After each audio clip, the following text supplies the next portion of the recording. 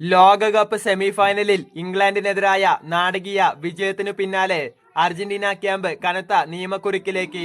ഇംഗ്ലണ്ടുമായുള്ള പതിറ്റാണ്ടുകൾ പഴക്കമുള്ള ഫോക്ലാൻഡ് ദ്വീപ് രാഷ്ട്രീയ തർക്കം ലോകകപ്പ് വേദിയിലേക്ക് വലിച്ചിഴച്ച കളിസ്ഥലത്തെ പെരുമാറ്റ ദൂഷ്യത്തിന് അർജന്റീനയ്ക്കെതിരെ ഫിഫ കടുത്ത അച്ചടക്ക നടപടിക്കൊരുങ്ങുന്നു. അറ്റ്ലാന്റയിൽ നടന്ന ആവേശ പോരാട്ടത്തിൽ ഇംഗ്ലണ്ടിനെ 2-1 തോൽപ്പിച്ച് ഫൈനൽ ടിക്കറ്റ് എടുത്തതിനു പിന്നാലെയായിരുന്നു സംഭവം.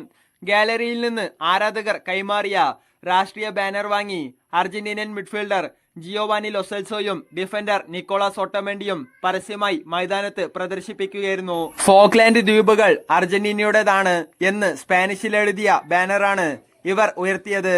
ഇംഗ്ലീഷ് പ്രീമിയർ ലീഗിൽ ടോട്ടനത്തിനു വേണ്ടി ലൊസെൽസോയും മാഞ്ചസ്റ്റർ സിറ്റിക്ക് വേണ്ടി ഒട്ടമെൻഡിയും മുമ്പ് ബൂട്ട് കെട്ടിയിട്ടുള്ളവരാണ് എന്നതും കൗതുകകരമാണ്. കളിക്കാരുടെ ജേഴ്സിയിലോ മറ്റു വസ്തുക്കളിലോ രാഷ്ട്രീയവും മതപരമായതുമായ മുദ്രാവാക്യങ്ങളോ പ്രസ്താവനകളോ ചിത്രങ്ങളോ ഉണ്ടാകാൻ പാടില്ല.